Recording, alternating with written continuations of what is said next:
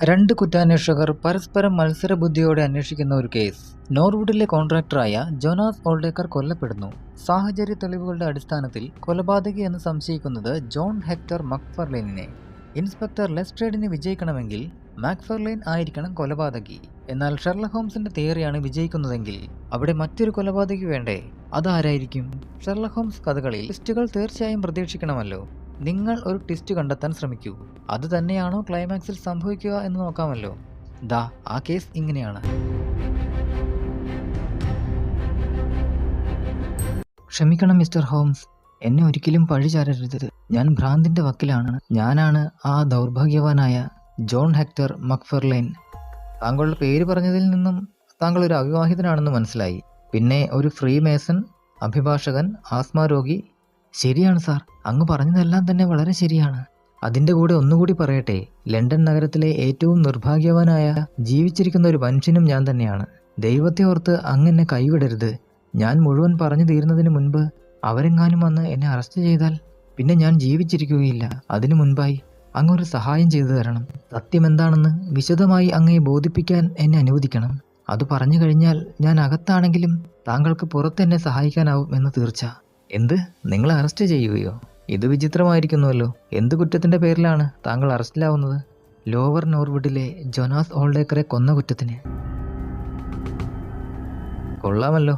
കേസുകളൊന്നും തന്നെ പത്രത്തിൽ കാണുന്നില്ലല്ലോ എന്ന് ഞാൻ വാട്സനോട് പറഞ്ഞു കഴിഞ്ഞതേയുള്ളൂ. താഴെ നിന്ന് ഹോംസിന്റെ കാൽച്ചുവട്ടിൽ കിടന്ന ഡെയിലി ടെലഗ്രാഫ് പത്രം കുനിഞ്ഞെടുക്കുമ്പോൾ മക്ഫർലെയിന്റെ കൈവിരലുകൾ വിറയ്ക്കുന്നുണ്ടായിരുന്നു. അങ്ങ് ഒരു തവണയെങ്കിലും ഈ പത്രം മുഴുവൻ നിവർത്തി നോക്കിയിരുന്നെങ്കിൽ എന്റെ ഇന്നത്തെ അവസ്ഥ ഇവിടെ വിവരിക്കേണ്ടി വരുമായിരുന്നില്ല. ഈ നാട്ടിലെ മുഴുവൻ ജനങ്ങളുടെയും സംസാര വിഷയം എന്റെ ദയനീയാവസ്ഥയെക്കുറിച്ചാണ്. അയാൾ പത്രത്തിന്റെ നടുവിലത്തെ പേജ് കാണിച്ചുകൊണ്ട് ഉറക്കെ വായിച്ചു. ലോവർ നോർവുഡിലെ ദുരൂഹമായ സംഭവ വികാസങ്ങൾ, കോൺട്രാക്ടറുടെ തിരോധാനം, കൊള്ളയും കൊലപാതകവും, കൊലയാളിയെക്കുറിച്ച് സൂചന. കണ്ടോ, ഇതാണ് എന്റെ ഇന്നത്തെ ദയനീയാവസ്ഥ. അവരെന്നെ പിന്തുടരുന്നുണ്ട്. വാറണ്ട് കയ്യിൽ കിട്ടാത്തതുകൊണ്ട് മാത്രമാണ് എന്നെ അറസ്റ്റ് ചെയ്യാത്തത്. ഈ കാര്യം എന്റെ അമ്മ അറിഞ്ഞാൽ അവർ ഹൃദയം പൊട്ടി മരിക്കും. തന്റെ കൈകൾ കൂട്ടിത്തിരുമി തീരെ നിസ്സഹായനായവനെ പോലെ അയാൾ കസേരയിൽ മുന്നോട്ടും പിന്നോട്ടും ചാഞ്ഞു തുടങ്ങി. കൊലപാതക കുറ്റം ആരോപിക്കപ്പെട്ട നിസ്സഹായനായ ഒരു സാധുവിനെ വാട്സൺ കുറെ നേരം നോക്കിയിരുന്നു. 27-ൽ കൂടുതൽ വയസ്സ് തോന്നിക്കാത്ത സുമുഖനായ ചെറുപ്പക്കാരൻ ഓവർകോട്ടിൽ നിന്നും ഹോംസ് സൂചിപ്പിച്ച കേസിന്റെ കടലാസുകൾ തള്ളി നിൽക്കുന്നുണ്ടായിരുന്നു. ഇനി ഒട്ടും സമയം കളയാനില്ല മിസ്റ്റർ വാട്സൺ, ആ പത്രവാർത്തയൊന്ന് മുഴുവൻ വായിക്കൂ. മക്ഫർലെയിൻ വായിച്ച തലക്കെട്ടിന് ചുവടെയുള്ള വാർത്താശകലം വാട്സൺ വായിക്കാൻ തുടങ്ങി. കഴിഞ്ഞ രാത്രിയിലെ അവസാന യാമങ്ങളിലോ ഇന്ന് പുലർച്ചെയോ ലോവർ നോർവുഡിൽ നടന്ന ഗുരുതരമായ സംഭവം ഒരു കൊലപാതകത്തിലേക്ക് വിരൽ ചൂണ്ടുന്നവയാണ്. മിസ്റ്റർ ജോനാസ് ഓൾഡേക്കർ, അറിയപ്പെടുന്ന കോൺട്രാക്ടറും അവിവാഹിതനും ഏതാണ്ട് 52 വയസ്സ് പ്രായമുള്ളവനുമാണ്. അദ്ദേഹം സിഗ്നാം റോഡിന്റെ അടുത്തുള്ള സ്പീഡർ ഹൗസിലാണ് താമസം. വ്യാപാരത്തിലൂടെയും കരാർ ബിസിനസ്സിലൂടെയും ധാരാളം പണം സമ്പാദിച്ചു കഴിഞ്ഞ ഈ വയോധികൻ ബിസിനസ്സിൽ നിന്നും വിരമിച്ച് ഒരു വിശ്രമ ജീവിതം നയിച്ചു വരികയായിരുന്നു. വീടിനടുത്തുള്ള തടി ഡിപ്പോയിൽ ഇടയ്ക്കൊക്കെ പോവുക എന്നത് മാത്രമായിരുന്നു ആകെയുള്ള ജോലി. തടി ഡിപ്പോയിൽ ഏതാണ്ട് രാത്രി 12 മണിയോടുകൂടി തീപിടുത്തമുണ്ടായതായി അലാറം അടിച്ചു. അഗ്നിശമന വാഹനങ്ങൾ എത്തിയെങ്കിലും വേനൽക്കാലമായതുകൊണ്ടും ഉണക്കത്തടികൾ പെട്ടെന്ന് കത്തുന്ന ഇനങ്ങളിൽപ്പെട്ടവയായതുകൊണ്ടും തീ നിയന്ത്രണാതീതമായിരുന്നില്ല. ഇതൊരു സാധാരണ സംഭവമായി കാണാമെങ്കിലും തുടർന്നുള്ള അന്വേഷണങ്ങൾ ഒരു അസാധാരണ കൊലപാതകത്തിലേക്ക് കാര്യങ്ങൾ കൊണ്ടെത്തിച്ചു. അഗ്നിബാധ ഉണ്ടായിട്ടും അതിന്റെ ഉടമസ്ഥനെ കാണാൻ കഴിഞ്ഞിരുന്നില്ല. അന്വേഷണത്തിൽ ആൾ അപ്രത്യക്ഷനായിരിക്കുകയാണെന്ന് വിവരം ലഭിച്ചു. ആ രാത്രിയിൽ ഓൾഡേക്കർ കിടപ്പുമുറി ഉപയോഗിച്ചിരുന്നില്ല. അതായത് വൃത്തിയായി വിരിച്ച കിടക്കയിൽ ചുളിവുകൾ ഉണ്ടായിരുന്നില്ല. വലിയ അലമാര മലർക്കെ തുറന്നു കിടക്കുന്നുണ്ടായിരുന്നു. വിലപിടിപ്പുള്ള രേഖകളും മറ്റും മുറിയിൽ ചിതറിക്കിടക്കുന്നുണ്ടായിരുന്നു. ഒരു മൽപ്പിടുത്തം നടന്നതിന്റെ എല്ലാ തെളിവുകളും അവിടെ നിന്ന് ലഭിച്ചു. നിലത്ത് ഓക്കുമരത്തിന്റെ തടികൾ കൊണ്ടുള്ള വാക്കിംഗ് സ്റ്റിക്കിന്റെ പിടിയിലും രക്തക്കറകൾ പറ്റിക്കിടക്കുന്നുണ്ടായിരുന്നു. രാത്രി വളരെ വൈകി ഏതോ ഒരു സന്ദർശകനെ ഓൾഡേക്കർ മുറിയിൽ സ്വീകരിച്ചതായി അറിയാൻ കഴിഞ്ഞിട്ടുണ്ട്. ഓക്കുമരത്തിന്റെ തടി കൊണ്ടുള്ള വാക്കിംഗ് സ്റ്റിക്ക് ആ സന്ദർശകന്റെ ആണോ എന്ന് സംശയമുണ്ട്. തുടർന്ന് നടന്ന അന്വേഷണത്തിൽ ഈ വാക്കിംഗ് സ്റ്റിക്ക് 26 ഗ്രഷാം ബിൽഡിംഗിലെ ഗ്രഹാം ആൻഡ് മക്ഫർലെയിന്റെ പാർട്ട്ണറായ മക്ഫർലെയിന്റേതാണെന്നും തെളിഞ്ഞിട്ടുണ്ട്. വധ ഉദ്ദേശത്തെക്കുറിച്ചും പോലീസിന് വ്യക്തമായ തെളിവുകൾ ലഭിച്ചിട്ടുണ്ട്. അന്വേഷണം തുടർന്നുകൊണ്ടിരിക്കുന്നു. പിന്നീട് mister John Hector McFarlane mister Jonas ഓൾഡേക്കറെ വധിച്ചതുമായി ബന്ധപ്പെട്ട് അറസ്റ്റ് ചെയ്യപ്പെട്ടതായി സ്ഥിരീകരിച്ച വാർത്തകൾ കിട്ടിയിട്ടുണ്ട്. അയാൾക്കെതിരെ വാറന്റ് പുറപ്പെടുവിച്ചതായി നേരത്തെ പോലീസ് സ്ഥിരീകരിച്ചതാണ്. നോർവുഡിൽ നടത്തിയ തുടരന്വേഷണം കൂടുതൽ സംഭവങ്ങളിലേക്ക് വെളിച്ചം വീശുന്നതായിരുന്നു. മൽപ്പിടുത്തം നടന്നതിന്റെ അടയാളങ്ങൾക്ക് പുറമെ കിടക്കറയിലെ ഫ്രഞ്ച് ജനാലയിലൂടെ ഏതോ ഭാരപ്പെട്ട സാധനം വലിച്ചിഴച്ച് കൊണ്ടുപോയതായും കണ്ടെത്തിയിട്ടുണ്ട്. കൽക്കരിയുടെയും ചാരത്തിന്റെയും അവശിഷ്ടങ്ങൾ കാണുകയുണ്ടായിട്ടുണ്ട്. കിടപ്പറയിൽ കൊല നടത്തിയ ശേഷം മൃതശരീരം വലിച്ചിഴച്ച് കൊണ്ടുപോയി തടി ഡിപ്പോയിലിട്ട് തീ കൊളുത്തുകയായിരുന്നു എന്നാണ് പോലീസിന്റെ ഭാഷ്യം. ഊർജ്ജസ്വലനായ സ്കോട്ട്ലാൻഡ് പോലീസ് ഇൻസ്പെക്ടർ ലെസ്ട്രേഡാണ് കുറ്റാന്വേഷണ ചുമതല ഏറ്റെടുത്തിരിക്കുന്നത്. അദ്ദേഹത്തിന്റെ അനുഭവ പരിജ്ഞാനവും ഊർജ്ജസ്വലതയും കാര്യങ്ങൾക്ക് വേഗം കൂട്ടുമെന്നും കൊലപാതകത്തിന്റെ വിശദ വിവരങ്ങളെല്ലാം തന്നെ ഉടനെ പുറത്തുവരുമെന്നും ഉറപ്പാണ്. ഒരു പ്രയാണത്തിലെന്ന പോലെ കണ്ണുകളടച്ചും കൈകൾ കൂട്ടിപ്പിടിച്ചും ഷെർലക് ഹോംസ് ഈ വിവരണം കേട്ടുകൊണ്ടിരുന്നു. വളരെ താല്പര്യജനകമായ കുറേ വിവരങ്ങൾ ഈ കേസിലുണ്ട്. അതിരിക്കട്ടെ മിസ്റ്റർ മക്ഫർലെയ്ൻ, അറസ്റ്റിനാവശ്യമായ ഒട്ടുമിക്ക തെളിവുകളും ശരിയായിരിക്കെ താങ്കൾ എങ്ങനെ ഇന്നും സ്വതന്ത്രനായിരിക്കുന്നു? ഞാൻ താമസിക്കുന്നത് ബ്ലാക്ക് ഹീത്തിലുള്ള ടെറിംഗ്ടൺ ലോഡ്ജിലാണ്. മാതാപിതാക്കളും കൂടെ താമസിക്കുന്നുണ്ട്. കഴിഞ്ഞ ദിവസം രാത്രി ജോനാസ് ഓൾഡേക്കറുമായുള്ള ബിസിനസ് കാര്യങ്ങൾ സംസാരിച്ചിരുന്ന് വളരെ വൈകിപ്പോയതിനാൽ ഞാൻ നോർവുഡിലെ ഒരു ഹോട്ടലിൽ തങ്ങി. ട്രെയിനിൽ കയറുന്നതുവരെ ഞാൻ ഈ വിവരമൊന്നും അറിഞ്ഞിരുന്നില്ല. ട്രെയിനിൽ വെച്ചാണ് ഈ ഞെട്ടിപ്പിക്കുന്ന വാർത്ത ഞാൻ വായിക്കുന്നത്. അപകടത്തിന്റെ ഗൗരവം എനിക്ക് മനസ്സിലായി. എൻ്റെ സിറ്റി ഓഫീസിൽ വെച്ചോ വീട്ടിൽ വെച്ചോ ലണ്ടൻ ബ്രിഡ്ജ് മുതൽക്കേ എന്നെ ആരോ പിന്തുടരുന്നുണ്ടായിരുന്നു. ഈ വിവരങ്ങളെല്ലാം അങ്ങേ അറിയിക്കാൻ വേണ്ടിയാണ് ഞാൻ ഓടിപ്പോന്നത്. ദൈവമേ, എന്താണ് ആ ശബ്ദം? ഒരു വലിയ മണിയടി ശബ്ദവും പുറമെ പടികൾ കയറി വരുന്ന കാലച്ചുകളുമായിരുന്നു അവർ കേട്ടത്. അടുത്ത നിമിഷം തന്നെ പോലീസ് ഇൻസ്പെക്ടർ ലെസ്ട്രേഡ് വാതിൽക്കൽ പ്രത്യക്ഷപ്പെട്ടു. അദ്ദേഹത്തിന്റെ പുറകിൽ യൂണിഫോം ഇട്ട 2 പോലീസുകാരും. Mister John Hector McFarlane. ലെസ്ട്രേഡിന്റെ കനത്ത ശബ്ദം മുറിയിൽ മുഴങ്ങി. അവരുടെ നിർഭാഗ്യവാനായ കക്ഷി വിളറിയ മുഖവുമായി എഴുന്നേറ്റു. പിന്നെ ആകെ തളർന്ന് കസേരയിൽ തന്നെ വീണു. ലെസ്ട്രേഡ് ഒരു കുറ്റവാളിയെ കിട്ടിയ സന്തോഷം മുഴുവൻ പുറത്തു കാട്ടി പറഞ്ഞു. നോർവുഡിലെ ജോനാസ് ഓൾഡേക്കറെ കരുതിക്കൂട്ടി കൊലപ്പെടുത്തിയ കുറ്റത്തിന് താങ്കളെ ഞാൻ അറസ്റ്റ് ചെയ്യുന്നു. മിസ്റ്റർ ലെസ്ട്രേഡ്, താങ്കൾ അല്പസമയം കൂടി ദയവ് ചെയ്ത് ഞങ്ങൾക്ക് അനുവദിക്കണം. ഇത്രയുമായ സ്ഥിതിക്ക് അരമണിക്കൂർ കൂടി വൈകുന്നതിൽ തെറ്റൊന്നുമില്ലല്ലോ. സംഭവങ്ങൾ ഇയാൾ വിശദീകരിച്ചു കൊണ്ടിരിക്കുകയായിരുന്നു. അത് മുഴുവനാക്കിയാൽ കാര്യങ്ങളുടെ കിടപ്പ് മനസ്സിലാക്കാൻ വളരെ സഹായിക്കും. മിസ്റ്റർ ഹോംസ്, കാര്യങ്ങളുടെ കിടപ്പൊക്കെ ഞങ്ങൾ തന്നെ മനസ്സിലാക്കി കഴിഞ്ഞു. ലെസ്ട്രേഡ്, താങ്കളുടെ അനുവാദത്തോടെ കാര്യങ്ങൾ മുഴുവനാക്കാൻ ഇയാളെ പ്രേരിപ്പിച്ചാലും. ഓക്കെ മിസ്റ്റർ ഹോംസ്, താങ്കളുടെ അഭ്യർത്ഥന നിരസിക്കാൻ എനിക്ക് കഴിയില്ല.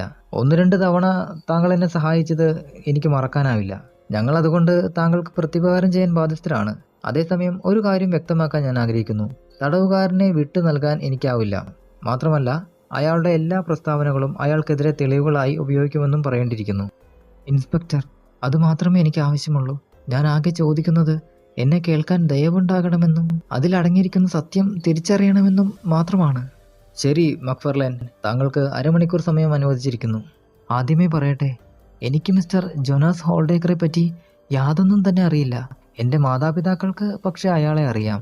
അവർ മുഖേന ഞാൻ അയാളുടെ പേർ കേട്ടിട്ടുണ്ട്. എന്നാൽ പിന്നീട് അവർ പിണങ്ങി പിരിഞ്ഞു. ഇന്നലെ ഉച്ചയ്ക്ക് 3 മണിയോടെ ഓൾഡേക്കർ എൻ്റെ സിറ്റി ഓഫീസിൽ കയറി വന്നു. അയാളുടെ സന്ദർശനത്തിന്റെ ഉദ്ദേശം വ്യക്തമാക്കിയപ്പോൾ ഞാൻ അമ്പരക്കുക തന്നെ ചെയ്തു. അയാളുടെ കയ്യിൽ കുത്തിക്കുറിച്ച കുറെ കടലാസ് കഷ്ണങ്ങളുണ്ടായിരുന്നു. അതാണ് ഈ കടലാസുകൾ. ഇവ അദ്ദേഹം എൻ്റെ മേശപ്പുറത്ത് വെച്ചു. ആ കടലാസുകൾ തൻ്റെ വിൽപത്രമാണെന്നും അവ നിയമാനുസൃതമായ രീതിയിൽ ഒരു ഡോക്യുമെന്റായി ശരിയാക്കണമെന്നും അതുവരെ അവിടെ കാത്തിരിക്കാമെന്നും അയാൾ പറഞ്ഞു. അതിന്റെ പകർപ്പെടുത്ത് ഡോക്യുമെന്റ് തയ്യാറാക്കുമ്പോഴാണ് ഞാൻ അറിയുന്നത് അയാളുടെ സ്വത്തുക്കളെല്ലാം തന്നെ എൻ്റെ പേർക്ക് എഴുതി വെച്ചിരിക്കുകയാണെന്ന്. വളരെ വിസ്മയത്തോടെ വിശ്വസിക്കാനാവാതെ അയാളെ ഞാൻ നോക്കിയപ്പോൾ അദ്ദേഹം കണ്ണെടുക്കാതെ എന്നെ തന്നെ നോക്കുന്നതാണ് കണ്ടത്. വിൽപത്രത്തിലെ വിശദാംശങ്ങൾ വായിക്കുമ്പോൾ എനിക്ക് എന്നെ തന്നെ വിശ്വസിക്കാൻ വിഷമമായി. അവിവാഹിതനായ തനിക്ക് ബന്ധുക്കളായി ആരുമില്ലെന്നും അതുകൊണ്ട് സമ്പാദ്യം അത്രയും നശിച്ചു പോകാതിരിക്കാനാണ് ഈ വിൽപത്രം കൊണ്ട് ഉദ്ദേശിക്കുന്നതെന്നും അയാൾ പറഞ്ഞു. എൻ്റെ മാതാപിതാക്കളെ അയാൾക്ക് നന്നേ ചെറുപ്പത്തിൽ അറിയാമെന്നും കൂട്ടിച്ചേർത്തു. എനിക്ക് വിങ്ങലോടെ നന്ദി പറയാൻ മാത്രമേ കഴിഞ്ഞുള്ളൂ. വിൽപത്രം ശരിയാക്കി എൻ്റെ ക്ലർക്കിന്റെ സാക്ഷ്യത്തോടെ അദ്ദേഹം അതിൽ ഒപ്പുവെക്കുകയും ചെയ്തു. ഈ നീലക്കടലാസാണ് യഥാർത്ഥ വിൽപത്രം. ഈ കടലാസുകൾ നേരത്തെ പറഞ്ഞതുപോലെ അദ്ദേഹം കൊണ്ടുവന്ന ഡ്രാഫ്റ്റ് രേഖകളും. അദ്ദേഹം രാത്രിയോടെ എന്നെ നോർവുഡിൽ എത്താൻ ക്ഷണിച്ചു. കെട്ടിടത്തിന്റെ വാടക ചീട്ടുകൾ, ആധാരങ്ങൾ, മറ്റു രേഖകൾ തുടങ്ങി വളരെയേറെ കടലാസുകൾ ഞാൻ കണ്ട് ബോധ്യപ്പെടേണ്ടതുണ്ട്. നോർവുഡിലെത്താൻ വൈകരുതെന്നും ഈ കാര്യങ്ങളൊക്കെ ശരിയാകുന്നതുവരെ തനിക്ക് മനസ്സമാധാനം കിട്ടില്ലെന്നും അദ്ദേഹം പറഞ്ഞു. എൻ്റെ മാതാപിതാക്കളെ ഇതൊന്നും അറിയിക്കരുതെന്നും അവർക്ക് ഇതൊരു യാദൃച്ഛിക സമ്മാനമാകണമെന്നും അദ്ദേഹം പറഞ്ഞു. വീണ്ടും ഇതെന്നെ ഓർമ്മപ്പെടുത്താനും ഒന്നുകൂടി വാഗ്ദാനം നൽകാനും അദ്ദേഹം നിർബന്ധിച്ചു. മക്ഫർലെയ്ൻ തുടർന്നു. അദ്ദേഹത്തിന്റെ അഭിലാഷങ്ങൾ നിരസിക്കാൻ കഴിയുന്ന മനോനിലയിലല്ല ഞാൻ അദ്ദേഹത്തോട് അത്രയധികം കടപ്പെട്ടിരിക്കുന്നു. എന്നെ ഇത്ര വലിയ സമ്പത്തിനെ ഉടമയാക്കുക കൂടി ചെയ്യുന്ന മഹാനായ വ്യക്തി കൂടിയാണല്ലോ അദ്ദേഹം. ഇപ്പോൾ അത്യാവശ്യം ജോലിയുള്ളതിനാൽ വീട്ടിലെത്താൻ വൈകുമെന്ന് കാണിച്ച് ഞാൻ ഉടനെ വീട്ടിലേക്ക് കമ്പിയടിച്ചു. രാത്രി 9 മണിക്ക് തന്നെ എത്തണമെന്നും അത്താഴം ഒരുമിച്ചാണെന്നും മിസ്റ്റർ ഓൾഡേക്കർ പറഞ്ഞതനുസരിച്ച് 9:30 മണിയായപ്പോഴേക്കും ഞാൻ വീട്ടിലെത്തി. അദ്ദേഹത്തിന്റെ വീട് കണ്ടുപിടിക്കാൻ അല്പം വിഷമിച്ചെങ്കിലും ഞാൻ അദ്ദേഹത്തെ കണ്ടു. ഒരു നിമിഷം, ഹോംസ് ഇടയ്ക്ക് കയറി ചോദിച്ചു. ആരാണ് അപ്പോൾ വാതിൽ തുറന്നത്? ഒരു മധ്യവയസ്കയായ സ്ത്രീ, വേലക്കാരിയാണെന്ന് തോന്നുന്നു. അവർ വാതിൽ തുറക്കുമ്പോൾ താങ്കളെ പേര് വിളിച്ച് സംബോധന ചെയ്തു അല്ലേ? അതെ, വളരെ ശരിയാണ്. അവരായിരിക്കും ഒരുപക്ഷെ പോലീസുകാർക്ക് നിങ്ങളുടെ പേര് പറഞ്ഞു കൊടുത്തിരിക്കുക. മക്ഫർലെയിൻ നെറ്റിത്തടത്തിലെ വിയർപ്പ് തുടച്ചുകൊണ്ട് തുടർന്നു. സ്വീകരണ മുറിയിലേക്കുള്ള വഴി കാണിച്ചു തന്നതും ആ സ്ത്രീ തന്നെയായിരുന്നു. അത്താഴത്തിനു ശേഷം മിസ് ജൊനാസ് ഓൾഡേക്കർ എന്നെ അദ്ദേഹത്തിന്റെ കിടപ്പുമുറിയിലേക്ക് കൊണ്ടുപോയി. കിടക്കയിലെ ഒരു വലിയ അലമാരയിൽ നിറച്ച ആധാരങ്ങളും പ്രമാണങ്ങളും നിറഞ്ഞിരുന്നു. അവ ഓരോന്നുമെടുത്ത് രാത്രി 12 മണി വരെ ഞങ്ങൾ പരിശോധിച്ചു. പിരിയാൻ നേരമായപ്പോൾ വേലക്കാരിയെ ഉപദ്രവിക്കേണ്ട എന്ന് കരുതി തുറന്നു കിടന്ന ഫ്രഞ്ച് ജനാല വഴി പുറത്തു കിടക്കാൻ അദ്ദേഹം എന്നോട് പറഞ്ഞു. ജനാലയിലെ കർട്ടനുകൾ താത്തിയിട്ടിരിക്കുകയായിരുന്നു. അപ്പോൾ എനിക്ക് അത്ര ഓർമ്മ വരുന്നില്ല. പകുതി താഴ്ത്തിയിരുന്നു എന്ന് തോന്നുന്നു. അതെ, അദ്ദേഹം അത് പൊക്കി വെച്ചാണ് ജനാല തുറന്നത്. അപ്പോൾ എൻ്റെ വാക്കിംഗ് സ്റ്റിക്ക് കാണുന്നില്ലായിരുന്നു. അത് സാരമില്ല, ഇനി വരുമ്പോൾ അത് സുരക്ഷിതമായി എൻ്റെ അടുത്ത് തന്നെ ഉണ്ടാകുമെന്ന് അദ്ദേഹം പറഞ്ഞു. പിന്നെ ഒട്ടും വൈകിക്കാതെ ഞാൻ മടങ്ങി. രേഖകളും മറ്റു കടലാസുകളും മേശപ്പുറത്ത് തന്നെ കിടക്കുന്നുണ്ടായിരുന്നു. അലമാരി അവിടെ തുറന്നു തന്നെ കിടന്നിരുന്നു. വളരെ വൈകിപ്പോയതിനാൽ എനിക്ക് ബ്ലാക്ക് ഹീത്തിലെത്താൻ കഴിയുമായിരുന്നില്ല. അതുകൊണ്ട് അന്ന് രാത്രി അനർലി ആംസ് എന്ന ഹോട്ടലിൽ തങ്ങി. രാവിലെ ട്രെയിനിൽ കയറി പത്രം വായിക്കുമ്പോഴാണ് ഈ ദുരന്തം ഞാൻ അറിഞ്ഞത്. മക്ഫർലൈൻ്റെ വിശദീകരണം കഴിഞ്ഞതും ലെസ്ട്രേഡ് ഒരുങ്ങി എഴുന്നേറ്റു. അദ്ദേഹത്തിന്റെ പുരികങ്ങൾ താഴേക്കും മുകളിലേക്കും ചലിച്ചുകൊണ്ടിരുന്നു. ഇനി എന്തെങ്കിലും ചോദിക്കാനുണ്ടോ മിസ്റ്റർ ഹോംസ്? ഇല്ല, ഇനി ബ്ലാക്ക് ഹീത്ത് വരെ പോകുന്നതിന് മുൻപായി ഒന്നും തന്നെ അറിയാനില്ല. അപ്പോൾ നോർവുഡ്? ഓ യെസ്, അതായിരുന്നു ഞാൻ ഉദ്ദേശിച്ചത്. ലെസ്ട്രേഡ് തന്റെ അനുഭവം തനിക്ക് പരിചയമാക്കി തന്ന മൂർച്ചയേറിയ മസ്തിഷ്കത്തിന്റെ ഉടമയെ ഒന്ന് നോക്കി. ഈ സംഭവത്തിനിടയ്ക്കും തനിക്കറിയാത്ത കുറെ കൂട്ടിക്കിഴിക്കലുകൾ ഹോംസ് നടത്തുന്നുണ്ടെന്ന് ലെസ്ട്രേഡിന്റെ നോട്ടം സമ്മതിച്ചു. മിസ്റ്റർ ഹോംസ്, എനിക്ക് സ്വകാര്യമായി ചിലത് സംസാരിക്കാനുണ്ട്. ലെസ്ട്രേഡ് പുറത്ത് കാത്തു നിൽക്കുന്ന വണ്ടിയിൽ മാക്ഫർലെയിനെ കയറ്റാൻ ആജ്ഞാപിച്ച ശേഷം ഹോംസിനടുത്തേക്ക് നീങ്ങി. മാക്ഫർലെയിൻ തന്ന വിൽപത്രത്തിന്റെ രേഖകൾ തിരിച്ചും മറിച്ചും ഹോംസ് പരിശോധിക്കുന്നുണ്ടായിരുന്നു. അവ കുറെ നിർണായകമായ തെളിവുകൾ നൽകുന്നുണ്ടെന്ന് ഹോംസ് പറഞ്ഞു. അത്തരം എന്തെങ്കിലും സൂചനകൾ നൽകുന്നുണ്ടോ എന്നറിയാൻ ഇൻസ്പെക്ടറോട് ഹോംസ് അഭിപ്രായം ആരാഞ്ഞു. ലെസ്ട്രേഡ് അത്ഭുതപ്പെട്ടു നിന്നതേയുള്ളൂ. വിൽപത്രത്തിന്റെ നോട്ടുകൾ നോക്കി തനിക്ക് കുറെ പേജുകളൊന്നും വായിക്കാൻ കഴിയുന്നില്ലെന്ന് ലെസ്ട്രേഡ് പറഞ്ഞു.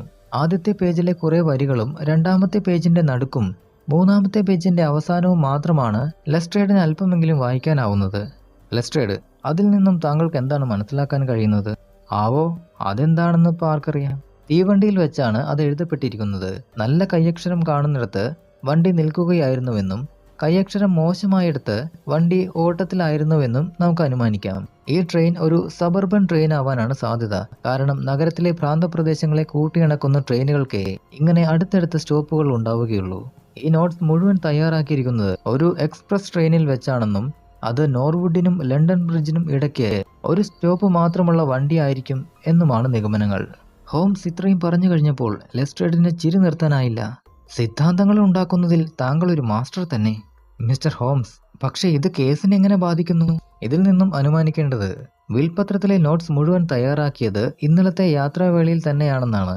മിസ്റ്റർ വോൾഡേക്കർ തന്നെ ഇത്ര സുപ്രധാനമായ രേഖ അലക്ഷ്യമായി ട്രെയിനിൽ ഇരുന്നു കൊണ്ട് തയ്യാറാക്കിയത് തികച്ചും വിചിത്രം തന്നെയല്ലേ? അതായത് അയാൾ തന്നെ ഈ രേഖയ്ക്ക് പറയത്തക്ക പ്രാധാന്യമൊന്നും നൽകിയിട്ടില്ലെന്ന് ചുരുക്കം.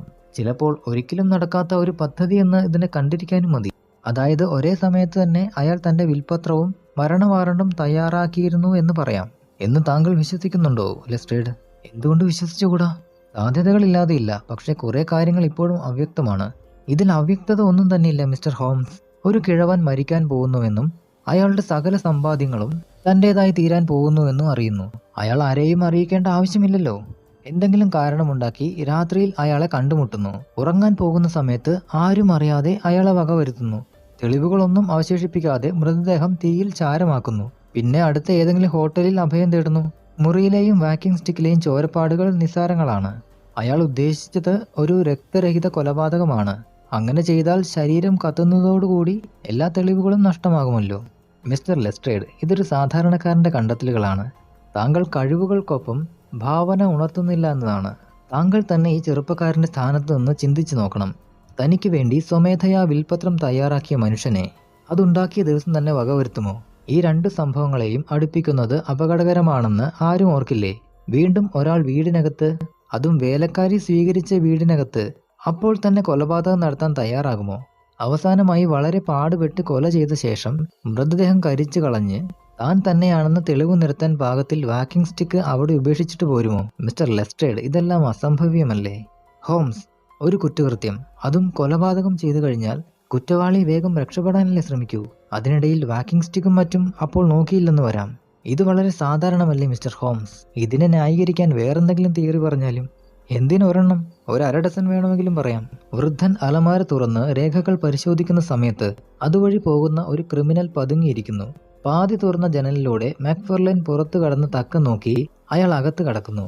ആദ്യം കിട്ടിയ തടിയെടുത്ത് വൃദ്ധനെ കൊല്ലുന്നു. ശരീരം ദഹിപ്പിച്ച ശേഷം അയാൾ കടന്നു കളയുന്നു. അങ്ങനെ ഒരാൾ എന്തിന് ശരീരം ദഹിപ്പിക്കണം? എന്നാൽ അതേ ചോദ്യം ഞാൻ തിരിച്ചു ചോദിക്കട്ടെ, ഈ മാക്ഫർലൈൻ എന്തിന് ശരീരം ദഹിപ്പിക്കണം? ഹോംസ് വിട്ടുകൊടുത്തില്ല. അത് തെളിവ് നശിപ്പിക്കുന്നതിന്. എന്നാൽ ആ ക്രിമിനലും ചെയ്തത് അത് തന്നെ, തെളിവ് നശിപ്പിക്കുന്നതിന്. എങ്കിൽ എന്തുകൊണ്ട് അയാൾ യാതൊന്നും കൈക്കലാക്കിയില്ല? അവിടെ ഉണ്ടായിരുന്നത് തനിക്ക് പ്രയോജനപ്പെടുത്താനാവാത്ത കടലാസുകളായതുകൊണ്ട് തന്നെ.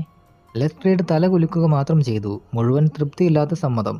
ശരി മിസ്റ്റർ ഹോംസ്, താങ്കൾ ക്രിമിനലിനെ തേടുക. അതുവരെ ഞങ്ങൾക്ക് കിട്ടിയ പുള്ളിയെ ഞങ്ങൾ സൂക്ഷിക്കും. എവിടെയാണ് സത്യം കിടക്കുന്നതെന്ന് അറിയില്ലല്ലോ. ഒരു കാര്യം മാത്രം ശ്രദ്ധിക്കുക, കിട്ടിയ വിവരം വെച്ച് സംഭവ സ്ഥലത്ത് നിന്നും രേഖകളൊന്നും തന്നെ നഷ്ടമായിട്ടില്ല. നിയമപരമായി അവയുടെ അവകാശി താൻ തന്നെ എന്ന് വ്യക്തമായി അറിയാവുന്ന ആളാണ് ഞങ്ങളുടെ കക്ഷി. എങ്ങനെയായാലും അത് അയാളിൽ തന്നെ വന്നു ചേരുമെന്ന് നല്ലവണ്ണം അറിയാവുന്ന ആളും. ശരിയാണ്, കിട്ടിയ തെളിവുകൾ വെച്ച് താങ്കളുടെ തിയറി തന്നെയാണ് ശക്തമെന്ന് ഞാനും സമ്മതിക്കുന്നു. എന്നാൽ മറ്റു തിയറികൾക്കും ഇവിടെ സാധ്യതയുണ്ട് എന്നേ ഞാൻ പറഞ്ഞതിന് അർത്ഥമുള്ളൂ. താങ്കൾ പറഞ്ഞതുപോലെ എല്ലാം കാലം നിശ്ചയിക്കും. ഇന്ന് എപ്പോഴെങ്കിലും നോർവുഡിലെത്തി കാര്യങ്ങൾ എങ്ങനെ പുരോഗമിക്കുന്നു എന്നറിയാമല്ലോ. ലെസ്ട്രേഡും ഫെർലൈനും പോലീസുകാരും മുറിയിൽ നിന്നും പിരിഞ്ഞ ഉടൻ പുതിയ സാഹസത്തിനുള്ള ഒരു തയ്യാറെടുപ്പെന്നോണം ഹോംസ് എഴുന്നേറ്റ് കോട്ട് ധരിച്ചു. എൻ്റെ ആദ്യ നീക്കം ബ്ലാക്ക് ഹീത്തിലേക്ക് തന്നെയാവട്ടെ. അപ്പോൾ നോർവുഡിലേക്കല്ലേ? വാട്സൺ ചോദിച്ചു. അല്ല, ഈ കേസിൽ 2 ആകസ്മിക സംഭവങ്ങൾ നടന്നിട്ടുണ്ട്, ഒന്നിനു പുറകെ മറ്റൊന്ന്. പോലീസാകട്ടെ രണ്ടാമത് നടന്ന സംഭവത്തിന്റെ പിറകിലാണ്. ആ സംഭവത്തിന് ക്രിമിനൽ സ്വഭാവം കൂടുതൽ ഉള്ളതുകൊണ്ടാവാം. എൻ്റെ നിഗമനശാസ്ത്രം പറയുന്നത് ആദ്യ സംഭവത്തെ ആദ്യം സമീപിക്കണമെന്നാണ്. അതിലാണ് യുക്തിയും. വളരെ വൈകിയാണ് ഹോംസ് തിരിച്ചെത്തിയത്. വരുമ്പോൾ തന്നെ മുഖം മ്ലാനമായിരുന്നു. കാര്യങ്ങൾ എളുപ്പമല്ല മിസ്റ്റർ വാട്സൺ. നമ്മൾ കരുതുന്ന പോലെയല്ല കാര്യങ്ങൾ പുരോഗമിക്കുന്നത്. ലെസ്ട്രേഡിന്റെ കണ്ടെത്തലുകൾ ന്യായീകരിക്കുന്ന വഴിക്കാണ് കാര്യങ്ങൾ നീങ്ങുന്നത്. ചിലപ്പോൾ എനിക്ക് അയാളുടെ വഴിയല്ലേ കൂടുതൽ ശരിയെന്ന് തോന്നായുകയുമില്ല. അങ്ങ് ബ്ലാക്ക് ഹീത്തിൽ പോയിരുന്നോ? ഉവ്വ് വാട്സൺ. മക്ഫെർലൈൻ്റെ പശ്ചാത്തലം വളരെ സമൃദ്ധമാണ്. മകനെ തിരക്കിയിറങ്ങിയിരിക്കുകയാണ് അയാളുടെ പിതാവ്. മാതാവാകട്ടെ ഭയവും രോഷവും കൊണ്ട് തകർന്നിരിക്കുന്നു. തൻ്റെ മകൻ അങ്ങനെയൊരു കൃത്യം ചെയ്യുമെന്ന് അവർ കരുതുന്നില്ല. പക്ഷെ അത്ഭുതം തോന്നിയത് മറ്റൊരു കാര്യത്തിലാണ്. ഓൾഡേക്കറിന്റെ മരണത്തിൽ അവർ തീരെ ഖേദം പ്രകടിപ്പിക്കുന്നുണ്ടായിരുന്നില്ല. ഓൾഡേക്കർ ഒരു മനുഷ്യനായിരുന്നില്ല, ഒരു വൃത്തികെട്ട കൗശലക്കാരനായ കുരങ്ങനായിരുന്നു എന്നാണ് അവർ പറഞ്ഞത്. വളരെ ചെറുപ്പം മുതലേ ആ സ്ത്രീക്ക് ഓൾഡേക്കറെ അറിയാമായിരുന്നു. ഒരിക്കൽ അയാൾ അവരോട് വിവാഹ അഭ്യർത്ഥന നടത്തിയിട്ടുണ്ടത്രേ. അതിൽ നിന്നും രക്ഷപ്പെട്ട് അത്രയൊന്നും പണക്കാരനല്ലാത്ത സാധുവായ ഒരാളെ വിവാഹം ചെയ്തതിൽ അവർക്കിന്നും സന്തോഷമേ ഉള്ളൂ എന്നും വ്യക്തമാക്കി. എന്നാൽ അയാളുടെ സകല സമ്പാദ്യങ്ങളുടെയും വിൽപത്രം താങ്കളുടെ മകന്റെ പേരിൽ തയ്യാറാക്കി അയാൾ ചെയ്ത തെറ്റുകൾക്കെല്ലാം മാപ്പ് പറഞ്ഞിരിക്കുകയാണല്ലോ. ഹോംസ് പറഞ്ഞു നോക്കി. ജോനാസ് ഓൾഡേക്കറുടെ യാതൊന്നും ഞങ്ങൾക്ക് ആവശ്യമില്ല. എൻ്റെ മകന് പ്രത്യേകിച്ച് അതൊന്നും വേണ്ട. ഇതെല്ലാം മുകളിലിരിക്കുന്ന ആ ദൈവം കാണുന്നുണ്ട്. വാട്സൺ, അവരുടെ മൊഴിയിൽ എന്തെങ്കിലും നമുക്ക് അനുകൂലമായി തെളിവിനായി കിണഞ്ഞു നോക്കിയെങ്കിലും എനിക്ക് യാതൊന്നും തന്നെ കണ്ടെത്താനായില്ല. അങ്ങനെ നിരാശനായി ഞാൻ നോർവുഡിലേക്ക് തിരിച്ചു. ഓൾഡേക്കർ താമസിച്ചിരുന്ന ഡീപ് ഡെൻ ഹൗസ് മനോഹരമായ ഒരു സൗധം തന്നെയായിരുന്നു. റോഡിന്റെ തൊട്ടു വലത്തോട്ട് മാറി അയാളുടെ തീപിടുത്തമുണ്ടായ തടി ഗോഡൌൺ. ദാ ഈ പ്ലാനിൽ കാണുന്ന ജനാല ഓൾഡേക്കറുടെ വീട്ടിലേക്ക് തുറക്കാവുന്ന ഫ്രഞ്ച് ജനാലയാണ്. റോഡിൽ നിന്ന് തന്നെ കാണാവുന്ന വിധത്തിലാണ് ഈ ജനാല വെച്ചിരിക്കുന്നത്. ഇന്ന് എനിക്ക് ആശ്വാസം തന്ന ആകെ ഒരു സൂചന ഇത് മാത്രമാണ്. ലെസ്ട്രേഡ് സ്ഥലത്തില്ലായിരുന്നുവെങ്കിലും അയാളുടെ പോലീസുകാർ അവിടെയൊക്കെ അരിച്ചു പറക്കുന്നുണ്ടായിരുന്നു. കത്തിച്ചാമ്പലായ അവശിഷ്ടങ്ങൾ അവർ ശരിക്കും പരതുന്നുണ്ടായിരുന്നു. അതിനിടയിൽ പിഞ്ഞിപ്പോയ ട്രൗസർ ഭാഗങ്ങളും ബട്ടന്റെ ലോഹ കഷ്ണങ്ങളും അവർ കണ്ടെടുത്തു. സൂക്ഷ്മമായി പരിശോധിച്ചതിൽ അതിലൊരെണ്ണം ഹാംസ് എന്നെഴുതിയ ടൈലർ ലേബൽ. ഓൾഡേക്കറുടെ ടൈലറാണത്രേ. അത് കിട്ടുകയുണ്ടായി. പുറത്തും പരിസരങ്ങളിലും ഞാൻ കുറെ നേരം പരതി നടന്നു. എന്തെങ്കിലും തെളിവുകൾ കിട്ടുമോ എന്ന് അറിയാനായി. തടികൾക്കിടയിലൂടെ എന്തോ വലിച്ചു കൊണ്ടുപോയതിന്റെ പാട് കണ്ടിരുന്നു. പക്ഷേ അതിൽ പ്രത്യേകിച്ച് യാതൊന്നും തോന്നിയില്ല. പോലീസിന്റെ നിഗമനങ്ങൾ വേണമെങ്കിൽ ശരിയാകാവുന്ന കുറെ അടയാളങ്ങൾ. അതുകഴിഞ്ഞ് ഞാൻ കിടപ്പുമുറിയിലേക്ക് പോയി. രക്തക്കറകൾ വളരെ നേർത്തതും തീരെ വ്യക്തമല്ലാത്തതുമായിരുന്നു. വാക്കിംഗ് സ്റ്റിക്ക് അവിടെ നിന്നും നീക്കം ചെയ്തിരുന്നു. അതിലെ ചോരപ്പാടും തീരെ വ്യക്തമാവുന്നില്ല. അത് മാക്ഫെർലൈൻ്റേതാണെന്ന് ഞാൻ ഉറപ്പിച്ചു. കാർപ്പറ്റിൽ കൃത്യം 2 പേരുടെ കാൽപ്പാടുകൾ മാത്രം. ഇതും പോലീസ് തിയറിയെ സഹായിക്കാൻ പോകുന്നവയാണ്. അവരുടെ തെളിവുകൾ വീണ്ടും വീണ്ടും തെളിഞ്ഞു വരുമ്പോൾ നമ്മുടെ സമയം വൃഥാവിലാവുകയായിരുന്നു എന്നതാണ് സത്യം. ആകെ ഈ സംഗതി മാത്രമാണ് അല്പമെങ്കിലും ആശ തരുന്നതായി കണ്ടെത്തിയത്. അലമാരിയിലെ രേഖകളൊക്കെ ഞാൻ പരിശോധിച്ചു. മുദ്രവെച്ച് ഭദ്രമാക്കിയിരുന്ന കവറുകൾ, അവയിൽ ചിലത് മാത്രമേ പോലീസുകാർ പരിശോധിച്ചിരുന്നുള്ളൂ. അവയ്ക്കാകട്ടെ എൻ്റെ കാഴ്ചപ്പാടിൽ വലിയ പ്രാധാന്യമൊന്നും തോന്നിയില്ല. ബാങ്ക് പാസ്ബുക്കും ഞാൻ പരിശോധിക്കുകയുണ്ടായി. അതിലും അയാളുടെ സമ്പത്ത് തെളിയിക്കാൻ തക്കവണ്ണം ബാലൻസ് ഒന്നും കാണുകയുണ്ടായില്ല. എൻ്റെ സംശയം ഒന്നു മാത്രമായിരുന്നു, അവിടെ നിന്നും വിലപ്പെട്ട ചില രേഖകൾ നഷ്ടപ്പെട്ടിട്ടില്ലേ എന്ന്. വിലപിടിപ്പുള്ള മുഴുവൻ രേഖകളും എനിക്കവിടെ കാണാൻ കഴിഞ്ഞില്ല. അതുകൊണ്ട് തന്നെ ഈ വഴിക്കുള്ള ഒരു അന്വേഷണം ചിലപ്പോൾ ലെസ്ട്രേഡിന്റെ പ്രസ്താവനയ്ക്കെതിരാവാതിരിക്കില്ല. തനിക്ക് അവകാശപ്പെട്ട സ്വത്ത് താൻ തന്നെ മോഷ്ടിക്കുമോ എന്നയാൾ ഒരിക്കൽ ചോദിക്കുകയുണ്ടായല്ലോ. ഒടുവിൽ ഒന്നും കിട്ടാതായപ്പോൾ ഞാൻ എന്തെങ്കിലും സൂചന തേടി വേലക്കാരിയെ സമീപിച്ചു. സംശയം നിഴലിക്കുന്ന കണ്ണുകളും കറുത്തു കുറുകിയ ശരീരപ്രകൃതിയുമുള്ള മിസ്സിസ് ലെക്സിംഗ്ടൺ. ഒറ്റ നോട്ടത്തിൽ തന്നെ അവർക്കെന്തോ പറയാനുണ്ടെന്ന് എനിക്ക് തോന്നി. എന്നാൽ എന്തെങ്കിലും പറഞ്ഞു കിട്ടാൻ ഞാൻ വളരെ വിഷമിച്ചു. മെഴുകുകൊണ്ട് അടച്ചതുപോലെയാണ് അവരുടെ ചുണ്ടുകൾ. 9:30 മണിയോടെ മാക്ഫർലേനിനെ വാതിൽക്കൽ സ്വീകരിച്ച് അകത്തേക്ക് ആനയിച്ചത് താൻ തന്നെയാണെന്ന് അവർ പറഞ്ഞു. അയാളെ സ്വീകരിക്കുന്ന വേളയിൽ തൻ്റെ കൈ തളർന്നു പോയിരുന്നുവെങ്കിൽ എന്നൊരു പ്രസ്താവനയും അവരിൽ നിന്നുണ്ടായി. 10:30 മണിക്ക് അവർ ഉറങ്ങാൻ കിടന്നു എന്ന് പറഞ്ഞു. അവരുടെ കിടപ്പുമുറിയും ഓൾഡേക്കർ കിടക്കുന്ന മുറിയും 2 അറ്റങ്ങളിലാണ്. അതുകൊണ്ട് തന്നെ ഓൾഡേക്കറുടെ മുറിയിൽ നടക്കുന്നതൊന്നും അവിടെ കേൾക്കുകയില്ല. സ്വീകരണ മുറിയിൽ മാക്ഫർലെയിൻ അയാളുടെ തൊപ്പിയും വാക്കിംഗ് സ്റ്റിക്കും വെക്കുകയുണ്ടായി എന്നും അവൾ ഓർമ്മിപ്പിച്ചു. തീപിടുത്തത്തിന്റെ ശബ്ദവും ബഹളവും കേട്ടാണ് അവർ ഉണർന്നത്. തങ്ങളുടെ യജമാനൻ ദയനീയമായി കൊല്ലപ്പെട്ടു എന്ന് തന്നെയാണ് അവർ വിശ്വസിക്കുന്നത്. അദ്ദേഹത്തിന് ശത്രുക്കൾ ഉണ്ടായിരുന്നു എന്ന ചോദ്യത്തിന് ആർക്കാണ് ശത്രുക്കൾ ഇല്ലാത്തത് എന്നാണ് അവർ പറഞ്ഞത്. ബിസിനസ് കാര്യങ്ങൾക്കല്ലാതെ ആരുമായും അടുപ്പം കാണിക്കുന്ന സ്വഭാവക്കാരനായിരുന്നില്ല ഓൾഡേക്കർ. തടി കത്തിയമർന്ന ചാമ്പലുകൾക്കിടയിൽ നിന്നും കിട്ടിയ ബട്ടൺ ലോഹ കഷ്ണങ്ങൾ അയാൾ രാത്രിയിൽ ധരിച്ചിരുന്ന വസ്ത്രത്തിലേതാണെന്ന് അവർ തിരിച്ചറിഞ്ഞു. കടുത്ത വേനൽ ആയിരുന്നതുകൊണ്ട് തടിക്ക് തീ പിടിച്ചപ്പോൾ തീജ്വാലകളല്ലാതെ മറ്റൊന്നും കാണാൻ കഴിഞ്ഞില്ലെന്ന് അവർ പറഞ്ഞു. കരിഞ്ഞ മാംസത്തിന്റെ ദുർഗന്ധം മറ്റുള്ളവർക്കെന്ന പോലെ അവർക്കും അനുഭവപ്പെട്ടു. ഓൾഡേക്കറുടെ പ്രമാണങ്ങളെക്കുറിച്ചോ വ്യക്തിപരമായ മറ്റു കാര്യങ്ങളെക്കുറിച്ചോ അവർക്കൊന്നും തന്നെ അറിയില്ല. അപ്പോൾ ഇതാണ് മിസ്റ്റർ വാട്സൺ എന്നെ നിരാശനാക്കിയ എൻ്റെ അന്വേഷണ റിപ്പോർട്ട്. എന്തോ ഒന്ന് പുറത്തു വരാത്തതായി ഇപ്പോഴും ഉള്ളിലുണ്ട്. അത് ആ വീട്ടുവേലക്കാരിക്ക് അറിയാമെന്നും എനിക്കറിയാം. അവരുടെ ഒളിച്ചുകളി ആ കണ്ണുകൾ തന്നെ വിളിച്ചു പറയുന്നുണ്ട്. എന്തായാലും അതിനെക്കുറിച്ച് ഇനി അധികം സംസാരിച്ചിട്ട് പ്രയോജനമില്ല. എൻ്റെ ഭയം മറ്റൊന്നാണ് മിസ്റ്റർ വാട്സൺ. നമ്മുടെ വഴിക്ക് തെളിവുകളൊന്നും വന്നില്ലെങ്കിൽ നോർവുഡ് കേസ് നമ്മുടെ പരാജയ പട്ടികയിലെ അധ്യായമായി മാറുമോ? നമ്മുടെ കക്ഷിയുടെ പ്രകൃതം ഏതെങ്കിലും വിധത്തിൽ ജൂറിയെ സ്വാധീനിക്കാൻ സാധ്യതയുണ്ടോ? അതും അപകടകരമായ സമീപനം തന്നെയാണ് മിസ്റ്റർ വാട്സൺ. താങ്കൾക്ക് ഓർമ്മയില്ലേ 87-ലെ കേസ്, ബഡ് സ്റ്റീവൻസിന്റെ കേസ്? കണ്ടാൽ എന്തൊരു ശാന്തപ്രകൃതം, പക്ഷേ അയാൾ തന്നെയല്ലേ ആ കൊലപാതകം ചെയ്തത്. അതും ശരിയാണ്. അന്വേഷണത്തിന്റെ മറ്റൊരു തലത്തിൽ നിന്നും നമുക്കത് തുടങ്ങിയാലോ? അലമാരയിലെ രേഖകളും ബാങ്ക് പാസ്ബുക്കും പരിശോധിച്ചപ്പോൾ കൗതുകകരമായ ഒരു കാര്യം എൻ്റെ ശ്രദ്ധയിൽപ്പെട്ടു. ഓൾഡേക്കറുടെ ബാങ്ക് ഇടപാടുകൾ കൂടുതൽ ശ്രദ്ധയോടെ ഞാൻ നോക്കുകയായിരുന്നു. അതിൽ ഒരു കാലഘട്ടത്തിൽ വലിയ ബാങ്ക് ബാലൻസ് കുറഞ്ഞു വരുന്നത് കോർണീലിയസ് എന്നൊരാൾക്ക് കൊടുത്ത ചെക്കുകൾ വരവ് വെച്ചപ്പോഴാണ്. ബിസിനസ് നിർത്തി വിശ്രമ ജീവിതം നയിക്കുന്ന ഓൾഡേക്കറും കോർണീലിയസും തമ്മിലുള്ള ബന്ധം എന്താണെന്നറിയാൻ എനിക്ക് ആകാംക്ഷയുണ്ട്. അയാൾക്ക് ഈ സംഭവമായി ഇത്രയും വലിയ ഇടപാടുകൾക്ക് സമാനമായ ഒരു കത്തിടപാടും ഞാൻ അവിടെ കണ്ടില്ല. ഈ മാന്യനായ വ്യക്തിയെക്കുറിച്ച് ബാങ്കിൽ തിരക്കേണ്ടതുണ്ട്. പക്ഷേ അതിനിടയിൽ ലെസ്ട്രേഡ് നമ്മുടെ കക്ഷിയെ തൂക്കിക്കൊല്ലുമോ എന്നാണ് എൻ്റെ ഭയം. അങ്ങനെ വന്നാൽ സ്കോട്ട്ലൻഡ് യാർഡിന് അതൊരു വിജയക്കുറിയാവുകയും ചെയ്യും. അവർ പ്രാതലിനെ ഇരിക്കുമ്പോൾ ലെസ്ട്രേഡിന്റെ ടെലഗ്രാം സന്ദേശം വന്നു. സുപ്രധാന വിവരങ്ങൾ ലഭിച്ചു. മാക്ഫർലെയിൻ കുറ്റവാളി എന്ന് തെളിഞ്ഞു. കേസ് ഉപേക്ഷിക്കാൻ താല്പര്യം ലെസ്ട്രേഡ്. സംഗതി ഗൗരവമുള്ളതാണല്ലോ. അങ്ങനെ ലെസ്ട്രേഡ് തൻ്റെ വിജയം ഉറപ്പിച്ചു കഴിഞ്ഞു. വളരെ വിഷമത്തോടെ ഹോംസ് പറഞ്ഞു, വാട്സൺ വരൂ, നമുക്ക് അവിടം വരെ പോകാം. നഗരപ്രാന്തത്തിലെ വലിയൊരു ബംഗ്ലാവായിരുന്നു ഡീപ്ഡൺ. ആകാംക്ഷാഭരിതരായ ഒരു ജനക്കൂട്ടം തന്നെ ആ വീടിന് മുൻപിലുണ്ടായിരുന്നു. വാതിൽക്കൽ ലെസ്ട്രേഡും നിന്നിരുന്നു. കൊള്ളാം മിസ്റ്റർ ഷെർലക് ഹോംസ്, ഇനിയും ഞങ്ങൾക്ക് തെറ്റിയെന്ന് പറയാൻ വന്നതാണോ? എവിടെ താങ്കൾ പറഞ്ഞ വഴിപോക്കൻ? ലെസ്ട്രേഡ് ഒരു പരിഹാസ ചുവയോട് ചോദിച്ചു. മിസ്റ്റർ ഹോംസ്, മാക്ഫർലെയിൻ തന്നെയാണ് ഈ പാതകം ചെയ്തിരിക്കുന്നതെന്ന് നിങ്ങളെ ബോധ്യപ്പെടുത്താൻ പറ്റുമോ എന്ന് നോക്കട്ടെ. ഇരുട്ട് നിറഞ്ഞ ഒരു ഹാളിലേക്ക് ലെസ്ട്രേഡ് അവരെ ആനയിച്ചു. ഇനി ഇവിടെ നോക്കൂ. കൊല നടത്തിയ ശേഷം തൻ്റെ തൊപ്പിയെടുക്കാൻ മാക്ഫർലെയിൻ ഇവിടെ വന്നു കാണണം. ഇരുട്ടുമുറിയിൽ തീപ്പെട്ടിയൊരിച്ച് വെള്ളഭിത്തിയിലെ ചോരപ്പാട് ചൂണ്ടിക്കാണിച്ചുകൊണ്ട് ലെസ്ട്രേഡ് പറഞ്ഞു. ഹോംസ്, ഇനി താങ്കൾ ഭൂതക്കണ്ണാടി എടുത്ത് നോക്കണം. അതുതന്നെയാണ് ഞാൻ ചെയ്യാൻ പോകുന്നത്. ഒരിക്കലും 2 വിരലടയാളങ്ങൾ ഒരുപോലെ വരില്ലല്ലോ. എങ്കിൽ ദയവ് ചെയ്ത് ഭിത്തിയിൽ കാണുന്ന പാടും മെഴുകിൽ ഉണ്ടാക്കിയ ഈ പാടും ഒന്ന് ഒത്തുനോക്കൂ. മാക്ഫർലെയിന്റെ വലത് കൈയിലെ പെരുവിരൽ പാട്. മുകളിൽ നിന്നും കിട്ടിയ ഉത്തരവ് പ്രകാരം ഇന്ന് രാവിലെ എടുത്തതാണ്. 2 കൈവിരൽ പാടുകളും തമ്മിൽ ഒരു വ്യത്യാസവുമില്ലെന്ന് അറിയാൻ അവർക്ക് ഭൂതക്കണ്ണാടിയുടെ ആവശ്യം തന്നെ വേണ്ടി വന്നില്ല. അത്രയും സാമ്യമുണ്ടായിരുന്നു രണ്ടിനും. അവരുടെ നിർഭാഗ്യവാനായ കക്ഷിയുടെ കുറ്റം സ്ഥിരീകരിക്കപ്പെടുകയാണ് എന്ന് വ്യക്തമായി. അപ്പോൾ അത് പൂർണ്ണമായില്ലേ? അതെ, അത് പൂർണ്ണമായി. വാട്സണും അറിയാതെ പറഞ്ഞുപോയി. മിസ്റ്റർ ലെസ്ട്രേഡ്, എന്നാലും ഞാൻ ആലോചിച്ചു പോവുകയാണ്. തൊപ്പിയെടുക്കാൻ വന്ന ചെറുപ്പക്കാരൻ തൻ്റെ വിരൽ ചോരയിൽ മുക്കി ചുമരിൽ പതിച്ചു പോയതുകൊണ്ട് നമുക്കുണ്ടായ മഹാഭാഗ്യം.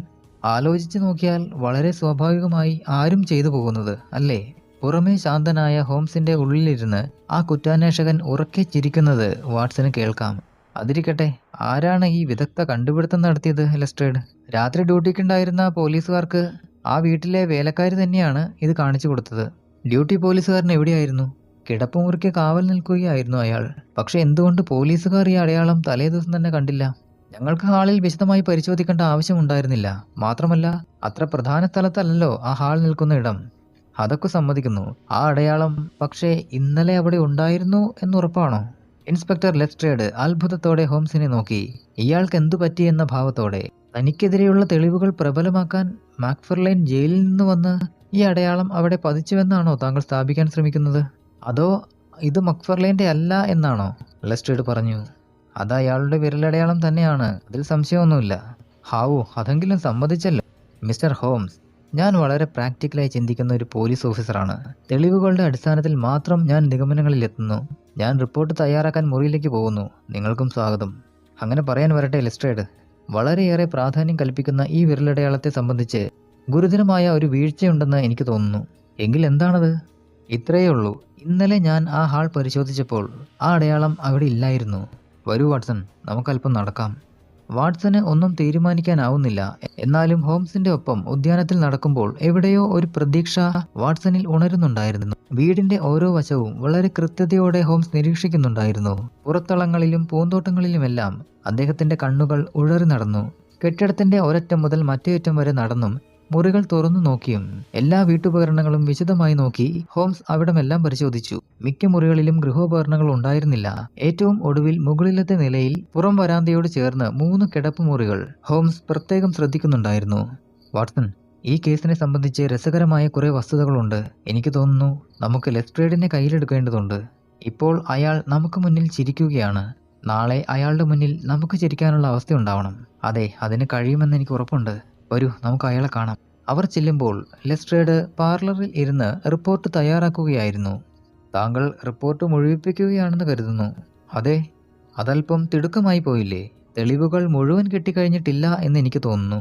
ഹോംസിനെ നന്നായി അറിയാവുന്ന ലെസ്ട്രേഡിന് ആ വാക്കുകൾ അവഗണിക്കാനായില്ല. എഴുത്തു നിർത്തി ഹോംസിന്റെ മുഖത്തേക്ക് ആകാംക്ഷയോടെ അയാൾ നോക്കി. താങ്കൾ എന്താണ് ഉദ്ദേശിക്കുന്നത് ഹോംസ്? ലെസ്ട്രേഡ്, നിങ്ങൾ ഒരു സാക്ഷിയെ കൂടി പരിചയപ്പെടാനുണ്ട്. സാക്ഷിയോ? നിങ്ങൾക്ക് അയാളെ ഹാജരാക്കാനാകുമോ? ആ, കഴിയുമെന്ന് തോന്നുന്നു. എങ്കിൽ വേഗമാകട്ടെ. ശരി, ഞാൻ കഴിവതും ശ്രമിക്കാം. താങ്കളുടെ കസ്റ്റഡിയിൽ എത്ര പോലീസുകാരുണ്ട്? തൽക്കാലം 3 പേരുണ്ട്. വളരെ നല്ലത്. അവരൊക്കെ തടിമിടുക്കും ശബ്ദശേഷിയുള്ളവരുമാണോ? ആ, നല്ല തടിമിടുക്കുള്ളവർ തന്നെയാണ്. പക്ഷേ ശബ്ദശേഷി കൊണ്ട് എന്താണ് ഉദ്ദേശിച്ചത്? ശരി, അതൊക്കെ ഞാൻ വിവരിക്കാം. കൂടെ മറ്റു ചില കാര്യങ്ങളും. അവരെ ഒന്ന് വിളിക്കൂ. 5 മിനിറ്റ് കഴിഞ്ഞ് 3 പോലീസുകാരും മുറിയിലെത്തി. പുറത്ത് ഔട്ട് ഹൗസിൽ ധാരാളം വൈക്കോൽ കിടപ്പുണ്ട്. അതിൽ നിന്നും 2 കെട്ട് എടുത്തുകൊണ്ട് വരണം. ഞാൻ പറഞ്ഞ സാക്ഷിയെ ഹാജരാക്കുവാൻ അത് സഹായിക്കും. കയ്യിൽ തീപ്പെട്ടിക്കൊള്ളിയുണ്ടോ വാട്സൺ? ലെസ്ട്രേഡ്, ഇനി നമുക്ക് എല്ലാവർക്കും മുകളിലേക്ക് പോകാം. നേരത്തെ സൂചിപ്പിച്ചതുപോലെ നീണ്ട വരാന്തയോട് ചേർന്ന് 3 കിടപ്പറകൾ. ഹോംസിന്റെ നിർദ്ദേശമനുസരിച്ച് പിന്നിൽ നടന്ന പോലീസുകാരുടെയും ലെസ്ട്രേഡിന്റെയും മുഖത്ത് സമ്മിശ്ര വികാരങ്ങൾ മിന്നിമറഞ്ഞു. അത്ഭുതം, കോപം, ആകാംക്ഷ, ഭയം എന്നിവ മുഖങ്ങളിൽ മാറി മാറി കണ്ടു. ഒരു വലിയ രഹസ്യം വെളിപ്പെടുത്തുവാൻ പോകുന്ന രീതിയിൽ എല്ലാറ്റിനും മുൻപിൽ ഹോംസ് നിന്നു. ദയവ് ചെയ്ത് ഇനി 2 ബക്കറ്റ് വെള്ളം കൊണ്ടുവരിക. ഇനി ഭിത്തിയിലൊന്നും തൊടാതെ വൈക്കോൽ നിലത്ത് വിരിക്കുക. ഇപ്പോൾ നാം തയ്യാറായി കഴിഞ്ഞു. ലെസ്ട്രേഡിന്റെ ക്ഷമ തീരെ നശിക്കുന്നതും മുഖമാകെ ചുവക്കുന്നതും വ്യക്തമായി കണ്ടു. എന്ത് കളിതമാശയാണിതെല്ലാം? എന്തെങ്കിലും പറയാനുണ്ടെങ്കിൽ നേരിട്ട് പറയുന്നതല്ലേ ബുദ്ധി. ഇങ്ങനെ മനുഷ്യനെ മുഴുവൻ വിഡ്ഢികളാക്കേണ്ട ആവശ്യമുണ്ടോ? കാരണമില്ലാതെ ഞാനൊന്നും ചെയ്യുകയില്ല മിസ്റ്റർ ലെസ്ട്രേഡ്. നിമിഷങ്ങൾക്ക് മുൻപ് താങ്കൾ അനുകൂലമായ തെളിവുകൾ കിട്ടിയപ്പോൾ എന്നോട് വിഡ്ഢികളെന്ന പോലെ സംസാരിച്ചു. ഇനി അല്പസമയം കൂടി ക്ഷമിക്കൂ. ഈ നാടകത്തിന് അവസാനം വന്നു കഴിഞ്ഞു. വാട്സൺ, ഇനി ആ ജനാല തുറന്നു വയ്ക്കൂ. എന്നിട്ട് ഇവിടെയിട്ട വൈക്കോലിന് തീ കൊളുത്തുക. ഹോംസ് പറഞ്ഞ പോലെ വാട്സൺ ചെയ്തു. വൈക്കോലിന് തീ പിടിച്ചു. അവിടമെല്ലാം പുക കൊണ്ട് നിറഞ്ഞു. ഇനി ഞാൻ ഉദ്ദേശിച്ച കള്ളനെ കണ്ടെത്താൻ കഴിയുമോ എന്ന് നോക്കാം. എല്ലാവരും ഉച്ചത്തിൽ ഉറക്കെ വിളിക്കണം, തീ തീ. ഉടനെ അവരെല്ലാവരും ആർത്ത് കൂവി, തീ തീ, ഓടി വരണേ. ദയവ് ചെയ്ത് ഒരിക്കൽ കൂടി ഉറക്കെ വിളിക്കൂ, ആവേശത്തോടെ ഹോംസ് പറഞ്ഞു. തീ തീ, അയ്യോ തീ പിടിക്കുന്നേ. ആ ശബ്ദത്തിൽ നോർവുഡ് മുഴുവൻ മുഴങ്ങിക്കാണും. പെട്ടെന്ന് വരാന്തയുടെ അറ്റത്ത് നിന്ന് ഭിത്തി പിളരുന്നത് പോലെ വാതിൽ ശബ്ദത്തോടെ തുറന്നു. മാളത്തിൽ നിന്നും ഭയന്നോടിയ മുയലിനെ പോലെ ഒരാൾ രൂപം പുറത്തേക്ക് വന്നു. ഗ്രേറ്റ്, ഹോംസ് തുള്ളിച്ചാടിക്കൊണ്ട് പറഞ്ഞു. വാട്സൺ, ഇനി ആ തീ അണച്ചേക്കൂ. മിസ്റ്റർ ലെസ്ട്രേഡ്, ഇതാ താങ്കൾ കാണാൻ ആഗ്രഹിച്ച ആ സുപ്രധാന സാക്ഷി, മിസ്റ്റർ ജോനാസ് ഓൾഡേക്കർ. വിശ്വസിക്കാനാവാത്ത കണ്ണുകളോടെ ആ പോലീസ് ഉദ്യോഗസ്ഥൻ പുതിയ ആളെ തുറിച്ചു നോക്കി. അയാളാകട്ടെ അവിടെ കൂടി നിന്നവരെയും അണയുന്ന തീനാളങ്ങളെയും കണ്ണുകൾ തിരുമി മാറി മാറി നോക്കി. അയാളുടെ കണ്ണുകൾക്ക് മഞ്ഞ നിറമായിരുന്നു. വിദ്വേഷം സ്ഫുരിക്കുന്ന മുഖം, ഭയവും വിഭ്രാന്തിയും ഒരുപോലെ ആ മുഖത്ത് കാണാനുണ്ടായിരുന്നു. എന്തൊക്കെയാണ് ഇവിടെ നടക്കുന്നത്? നിങ്ങൾ എന്ത് ചെയ്യുകയാണിവിടെ? ഒടുവിൽ ലെസ്ട്രേഡ് ചോദിച്ചു. തന്റെ കരുവാളിച്ച മുഖം പുറത്തു കാണിക്കാതെ ഓൾഡേക്കർ ലെസ്ട്രേഡിന്റെ ദേഷ്യം കൊണ്ട് ചുവന്ന മുഖത്ത് നോക്കാതെ പറഞ്ഞു. ഞാൻ ആരെയും ദ്രോഹിച്ചിട്ടില്ല. നിങ്ങൾ ആരെയും ദ്രോഹിച്ചിട്ടില്ലെന്നോ? ഒരു പാവം മനുഷ്യനെ തൂക്കുകയറിന്റെ പക്കത്ത് വരെ നിങ്ങൾ കൊണ്ടെത്തിച്ചു. ഒരു മാന്യനായ ഡിറ്റക്റ്റീവ് ഇവിടെ ഇല്ലായിരുന്നുവെങ്കിൽ ഒരുപക്ഷെ തന്റെ ശ്രമം വിജയിച്ചു പോയനെ. ഓൾഡേക്കർ വിങ്ങിക്കരയുന്നവനെ പോലെ പറഞ്ഞു. അത് എൻ്റെ ഒരു തമാശയായിരുന്നു. തമാശയെന്നോ? എങ്കിൽ താനിനി ഇത്തരം തമാശകൾ ആവർത്തിക്കരുത്. അയാളെ താഴെ മുറിയിൽ കൊണ്ടുപോയി ഇരുത്താൻ പോലീസുകാരോട് പറഞ്ഞ ശേഷം ലെസ്ട്രേഡ് ഹോംസിനെ നോക്കി പറഞ്ഞു. മിസ്റ്റർ ഹോംസ്, താങ്കളുടെ കുറ്റാന്വേഷണ ജീവിതത്തിലെ ഏറ്റവും വലിയ നേട്ടമായി ഞാനിത് കണക്കാക്കുന്നു. നിരപരാധിയായ ഒരു പാവത്തിനെ താങ്കൾ രക്ഷിച്ചു എന്ന് മാത്രമല്ല, താങ്കൾ വലിയൊരു അപവാദത്തിൽ നിന്നും എന്നെയും എൻ്റെ പോലീസ് സേനയെയും രക്ഷിച്ചിരിക്കുന്നു. ഹോംസ് ചിരിച്ചുകൊണ്ട് ലെസ്ട്രേഡിന്റെ തോളിൽ തട്ടി. താങ്കളുടെ പ്രശസ്തിക്ക് കോട്ടം തട്ടുകയല്ല, അത് വീണ്ടും പ്രശസ്തിയിലേക്ക് ഉയരുകയാണ് ചെയ്തത്. താങ്കൾ തയ്യാറാക്കിക്കൊണ്ടിരിക്കുന്ന റിപ്പോർട്ടിൽ വേണ്ടത്ര ഭേദഗതികൾ വരുത്തിയാൽ മതി. അപ്പോൾ താങ്കൾക്ക് ഇതിന്റെ പ്രശസ്തി ഒന്നും വേണ്ടേ? എൻ്റെ പ്രതിഫലം ഞാൻ ചെയ്തു തീർത്ത ജോലി തന്നെ. നമുക്കിനി ആ നരാധമൻ ഒളിച്ചിരിക്കുന്ന സ്ഥലം നോക്കാം. വരാന്തയിൽ നിന്നും 6 അടി മാറി പ്രത്യേകം സജ്ജീകരിച്ച ആ മുറിയിൽ ആവശ്യത്തിന് മാത്രം ഗൃഹോപകരണങ്ങൾ ഉണ്ടായിരുന്നു. പുറത്തുനിന്ന് നോക്കിയാൽ വാതിൽ പോലും കാണാത്ത രീതിയിലാണ് ആ മുറി ക്രമീകരിച്ചിരിക്കുന്നത്. കണ്ടില്ലേ ലെസ്ട്രേഡ്? അതാണ് ഒരു കോൺട്രാക്ടർ ആയാലുള്ള മഹത്വം. ആരും സംശയിക്കുക പോലും ചെയ്യാത്ത ഒരു കിടപ്പുമുറി ഒരുക്കാൻ അയാൾക്ക് കഴിഞ്ഞു. ഈ കാര്യത്തിൽ അയാളുടെ വലങ്കൈയായി പ്രവർത്തിച്ച ആ വേലക്കാരി മിസ്സിസ് ലെക്സിംഗ്ടണെ താങ്കൾ ശരിക്ക് കൈകാര്യം ചെയ്യുമെന്ന് കരുതുന്നു. താങ്കളുടെ ഉപദേശം തീർച്ചയായും സ്വീകരിക്കുന്നു. പക്ഷെ ഒരു സംശയം, താങ്കൾക്ക് എങ്ങനെ ഈ രഹസ്യം മനസ്സിലാക്കാൻ കഴിഞ്ഞു? ലെസ്ട്രേഡ് കൗതുകത്തോടെ ചോദിച്ചു. തുടക്കം മുതലേ എനിക്ക് സംശയമുണ്ടായിരുന്നു. അയാൾ കൊല്ലപ്പെട്ടതല്ലെന്നും ഒരുപക്ഷെ ഈ വീടിനകത്ത് എവിടെയോ ഉണ്ടെന്നും. വരാന്തയിലൂടെ നടന്ന് കിടപ്പുമുറിയിലേക്ക് കടക്കുമ്പോൾ താഴത്തെ വരാന്തയും മുകളിലത്തേതും തമ്മിൽ 6 അടിയോളം വീതി വ്യത്യാസമുള്ളത് എൻ്റെ ശ്രദ്ധയിൽപ്പെട്ടു. ഈ 6 അടിക്കുള്ളിൽ ഒരു കിടപ്പുമുറി. അതിലെന്തോ അപാകതയില്ലേ? അകത്തേക്ക് കടന്ന് അയാളെ പിടികൂടാമായിരുന്നു. പക്ഷേ അതിലൊരു ത്രില്ലില്ല. തീ എന്ന് പറഞ്ഞ് പേടിപ്പിച്ചാൽ പുറത്തു വരാതിരിക്കാൻ കഴിയില്ല. ശാന്തമായി മുറിയിലിരിക്കാൻ തൻ്റെ ഇടമില്ലാത്ത ആ മൃഗത്തെ പുറത്തു ചാടിച്ച് പിടിക്കുന്നതിൽ ഒരു രസവുമുണ്ടല്ലോ. എല്ലാറ്റിനും പുറമെ താങ്കൾ നടത്തിയ പരിഹാസ ചെവിയുള്ള പ്രസ്താവനയ്ക്ക് ഇതൊരു പറ്റിയ മറുപടിയാകും.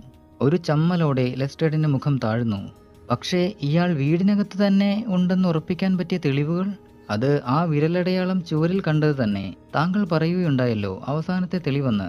അത് അക്ഷരാർത്ഥത്തിൽ ശരിയായിരുന്നു. അത് തന്നെയായിരുന്നു ഒടുക്കത്തെ തെളിവ്. തലേ ദിവസം ഈ ഹാളിൽ വളരെ വിശദമായി തന്നെ ഞാൻ പരിശോധന നടത്തിയതാണ്. ചുവരിൽ അങ്ങനെ ഒരു അടയാളം ഉണ്ടായിരുന്നില്ല. അങ്ങനെയെങ്കിൽ രാത്രി ആരോ അവിടെ ആ ചോരപ്പാട് പതിപ്പിച്ചതായിരിക്കണം. അതെങ്ങനെ? തലേന്ന് രേഖകൾ മുദ്ര വെച്ച് അടയ്ക്കുമ്പോൾ മക്ഫർലൈൻ്റെ വിരലടയാളം മെഴുകിൽ പതിപ്പിച്ചെടുത്തിരിക്കണം. അത് മക്ഫർലൈൻ പോലും ഓർത്തിട്ടുണ്ടാവില്ല. ഈ വിരലടയാളത്തിന്റെ ഈ ഉപയോഗം ഒരുപക്ഷെ ഓൾഡേക്കർക്ക് തന്നെ ആദ്യം മനസ്സിലായിട്ടുണ്ടാവില്ല. പിന്നീട് ആലോചിച്ചപ്പോൾ ഈ പ്രാകൃത ആശയം അയാളുടെ മനസ്സിൽ വന്നു കാണണം. പ്രമാണക്കടലാസിലെ മുദ്രയിൽ നിന്നും മെഴുകിന്റെ പകർപ്പുണ്ടാക്കി ഒരു തുള്ളി ചോര ഇറ്റിച്ച് അത് ചുവരിൽ പതിക്കുക. വേണമെങ്കിൽ വീട്ടുകാരിയുടെ സഹായവും തേടി കാണണം. ആ രേഖകൾ പരിശോധിച്ചാൽ വിരലടയാള മുദ്ര കാണാൻ കഴിയുന്നതാണ്. അത്ഭുതമായിരിക്കുന്നു ഹോംസ്, തികച്ചും അവിശ്വസനീയം. ഇനി എനിക്ക് ഒരു സംശയം മാത്രമേ ബാക്കിയുള്ളൂ. ഈ ചതി ഓൾഡേക്കർ ചെയ്യാൻ തക്ക കാരണം എന്താണ്? ഇത്ര നേരവും ധാർഷ്ട്യം നിറഞ്ഞ വാക്കുകൾ കൊണ്ട് ഡിറ്റക്റ്റീവ് ജോലി ഭംഗിയായി നിർവഹിച്ച ലെസ്ട്രേഡ് പെട്ടെന്ന് അധ്യാപകന്റെ മുമ്പിൽ സംശയം ചോദിക്കുന്ന വിദ്യാർത്ഥിയായി മാറുന്നതും കൗതുകം തന്നെയായിരുന്നു. വിവരിക്കാൻ അത്ര പ്രയാസമുള്ള കാര്യമൊന്നുമല്ല അത്. ആദ്യമായി പറയട്ടെ, ഞാൻ വിചാരിക്കുന്നതിനേക്കാൾ മോശമായ തകർച്ച മാത്രം ഇഷ്ടപ്പെടുന്ന ഒരു പ്രത്യേകതരം മനസ്സിന്റെ ഉടമയാണ് ഓൾഡേക്കർ. വർഷങ്ങൾക്ക് മുൻപ് മക്ഫർലൈൻ്റെ അമ്മ അയാൾ നടത്തിയ വിവാഹ അഭ്യർത്ഥന നിരസിക്കുകയുണ്ടായി. ഈ സംഭവത്തിന്റെ പശ്ചാത്തലത്തിലാണ് നിങ്ങൾ ഓർക്കുന്നുണ്ടാവും അന്ന് ഞാൻ പറഞ്ഞത് നോർവുഡിലേക്കല്ല ബ്ലാക്ക് ഹീത്തിലേക്കാണ് ഇതിന്റെ ഉത്ഭവം അന്വേഷിച്ച് ആദ്യം പോകേണ്ടതെന്ന്. അന്ന് മുറിവേറ്റ മനസ്സ് പ്രതികാരത്തിനായി ഇന്നും ഓൾഡേക്കറിനകത്തുണ്ട്. കഴിഞ്ഞ 2-3 വർഷങ്ങളായി ഓൾഡേക്കർ ബിസിനസ്സിൽ നഷ്ടം നേരിടുകയായിരിക്കണം. കടക്കാരിൽ നിന്നും രക്ഷപ്പെടാൻ അയാൾ ഒരുക്കിയ വലിയൊരു പദ്ധതിയുടെ ഭാഗമാണ് കോർണീലിയസ് എന്ന മനുഷ്യന്റെ സൃഷ്ടി. ബാങ്ക് ബാലൻസ് മുഴുവൻ അയാൾ കോർണീലിയസ് എന്നയാളുടെ പേരിലേക്ക് മാറ്റുകയായിരുന്നു. കോർണീലിയസ് മറ്റാരുമല്ല, അത് ഓൾഡേക്കർ തന്നെ ആവാനാണ് സാധ്യത. ഇവിടെ നിന്നും മുങ്ങി ആ പേരിൽ നഗരത്തിന്റെ മറ്റേതോ പ്രദേശത്ത് പൊങ്ങുവാനാവണം ഓൾഡേക്കറുടെ പദ്ധതി. പിന്നെ പുതിയൊരു ജീവിതവുമാകാമല്ലോ. അത് ശരിയാവാൻ സാധ്യതയുണ്ട്. ബാധ്യതകളിൽ നിന്നും ഒളിച്ചോടുന്നതിൽ വലിയ വിജയം നേടാനും അതേസമയം തന്റെ പഴയ പ്രേമഭാജനത്തിനോട് പക തീർക്കാനും അയാൾ പദ്ധതിയിട്ടു. ഇതൊരു മാസ്റ്റർ പീസ് ക്രൈം തന്നെ ഹോംസ്. അതിന്റെ നടപ്പാക്കൽ രീതിയോ അതിഗംഭീരം. ഇതിൽ ശ്രദ്ധിക്കപ്പെടേണ്ട ഭാവനയുടെ ചങ്ങലക്കണ്ണികൾ, വിൽപത്രം എന്ന ആശയം, മാതാപിതാക്കളെ അറിയിക്കാതെ മാക്ഫർലേനെ മാത്രം കൊളുത്തിട്ട് പിടിക്കുന്നത്, വാക്കിംഗ് സ്റ്റിക്ക് വീട്ടിൽ തന്നെ സൂക്ഷിക്കുന്നത്, രക്തപ്പാടുകൾ, തീക്കൂനയിൽ വെന്തിരിഞ്ഞ മൃഗത്തിന്റെ അവശിഷ്ടങ്ങൾ, ഷർട്ടിന്റെയും പാന്റിന്റെയും ബാക്കി പത്രങ്ങൾ, ബട്ടണുകൾ അടക്കം എല്ലാം അയാളുടെ കൗശലം വിളിച്ചോതുന്ന കാര്യങ്ങളാണ്. എവിടെയാണ് നിർത്തേണ്ടത് എന്ന് മാത്രം അയാൾക്ക് പിടിയില്ലാതെ പോയി.